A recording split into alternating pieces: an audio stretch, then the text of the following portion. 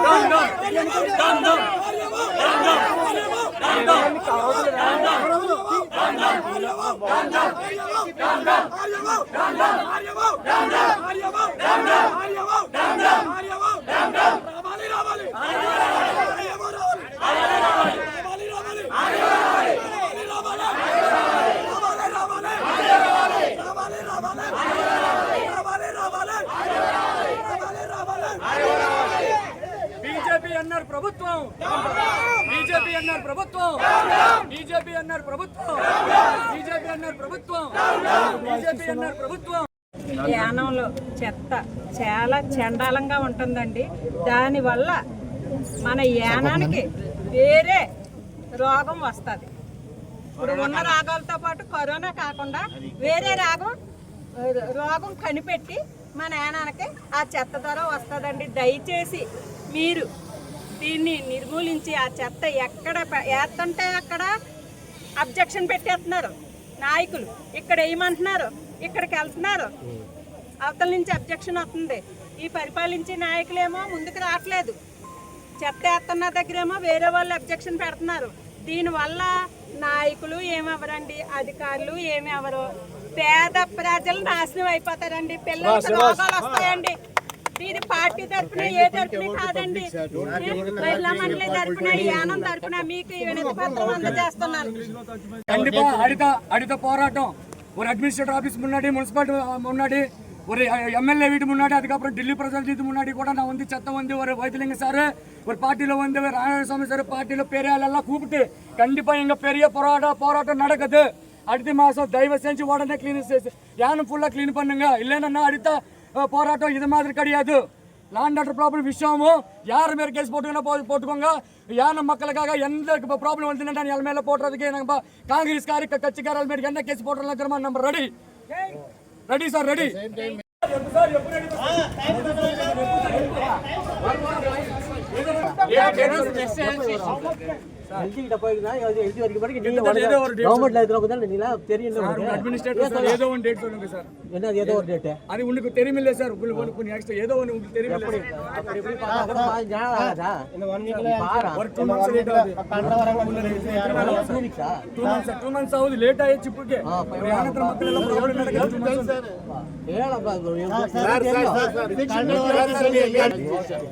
Next time, not only our office, all departments, all departments.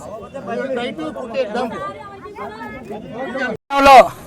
ఇంచుమించుగా 2.5 నెలల నుంచి యానంలో చెత్త కుప్పలతో ప్రతి ఇంటి ముందర ప్రతి స్ట్రీట్ ముందర యానం మొత్తం అంతా ఒక డంపింగ్ మారడం అనేది యానం ప్రజలందరూ కూడా మనం చూస్తున్నాం. పట్టించుకోలేని ప్రభుత్వం, ఎన్ఆర్ బీజేపీ ప్రభుత్వం, అలాగే అడ్మినిస్ట్రేటరు దీంట్లో 100% కూడా విఫలం అవ్వడం జరిగింది. అలాగే చూసినట్లయితే ప్రతి ఒక్కరికి కూడా హెల్త్ ఇష్యూలు రావడం, డెంగ్యూ ఫీవర్ కానీ కలరాలు కావడం రావడం, హాస్పిటల్లో చాలా మంది ఇబ్బందులు పడుతున్నారు. మేము చాలాసార్లు ధర్నా చేయడం కూడా వీళ్ళు కాలవ్యాపం చేస్తూ అడ్మినిస్ట్రేటర్ రేపు చేస్తాం, 2 రోజుల క్రితం చేస్తాం, 3 రోజుల క్రితం చేస్తాం అని కాలవ్యాపం చేస్తున్నారు. మీరు యానం అంతా కూడా చాలా దారుణంగా చెత్తతో నిండిపోవడం వల్ల మేము కాంగ్రెస్ పార్టీ నుంచి అలాగే అతితర పార్టీల నుంచి పోలీసులు బట్టి చాలా మంది కూడా ఈసీకి ఇండియా కూటమి నుంచి కూడా మేము ధర్నా చేయడం జరుగుతుంది. ఎందుకు పనికి రాకుండా ప్రభుత్వం ఉంటూ పట్టించుకోకుండా జరుగుతున్నారు. ఒక ఢిల్లీ ప్రజాప్రతినిధి ప్రతి నెల కూడా నేను 1వ తారీఖు నుంచి 5వ తారీఖులో పూర్తిగా క్లీన్ చేసేస్తానని, అలాగే ఒక ఎమ్మెల్యేగా ఉన్నటువంటి అశోక్ గారు కూడా దీని మీద 1% కూడా శ్రద్ధ తీసుకోవడం జరుగుతుంది. వీళ్ళిద్దరూ కూడా విఫలమయ్యారు. అలాగే ఎమ్మెల్యే గారు కూడా దీన్ని రాజీనామా చేసేయాలని, మళ్ళీ ఎలక్షన్ వస్తే ఎవరొకరు వచ్చి దీని యానాన్ని శుభ్రంగా పరిపాలించారని మేము ఇంకో విషయం తెలియజేస్తున్నాం. యానంకి 3 సార్లు బెస్ట్ ఎమ్మెల్యే అవార్డు వచ్చిందండి. 3 సార్లు బెస్ట్ ఎమ్మెల్యే అవార్డు ఇదా బెస్ట్ ఎమ్మెల్యే అవార్డు. ఇప్పుడు కూడా రిఫర్ టు కాకినాడ గత 30-40 సంవత్సరాల నుంచి రిఫర్ టు కాకినాడ దాన్ని బెస్ట్ ఎమ్మెల్యే అవార్డు ఇచ్చారు. ఒకప్పుడు స్కూల్లో 8,000 జనాభా ఉండేవారు, ఇప్పుడు 1,500 జనాభాకి వచ్చేసారు. దానికి బెస్ట్ ఎమ్మెల్యే అవార్డు ఇచ్చారు మాకు 3 సార్లు. యానంలో సరే విద్య, వైద్యం, అట్లీస్ట్ మనకి ఏదైనా ప్రాబ్లం వస్తే కాకినాడ వెళ్తే కాకినాడ రిఫర్ చేసేస్తే ఆరోగ్యాన్ని కూడా లేని పరిస్థితి.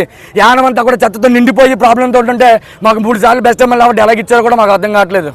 దయచేసి ప్రజలారా, యానంలో ఉన్న ఇబ్బందులు వదిలేసి ప్రోటోకాల్ కోసం ఎమ్మెల్యే ఎక్స్ఎమ్మెల్యే కూడా ప్రోటోకాల్ కోసం నేను ఓడింతా, నేను గుండు కొట్టించుకుంటా. మీరు గుండు కొట్టించుకోవాలనుకుంటే ప్రజలకి ఎవరు చేస్తారో చెయ్యండి, మిగతా వాళ్ళు కొట్టించుకుంటారా? ప్రజలకు చేయండి, ఫస్ట్ క్లీనింగ్ చేయండి. వాటర్ లేదు ఈ యానంలో. గత 30 సంవత్సరాల నుంచి కూడా ఎండాకాలం వస్తే వాటర్ ఉండట్లేదు. మరి ఎలా ఇచ్చేసారండి బెస్ట్ ఎమ్మెల్యే అవార్డులు 3 సార్లు? నిజంగా ఇచ్చారండి, డబ్బులు ఇచ్చారంటారా? ఎంత దారుణం అండి ఇది, ఎంత దారుణం అండి.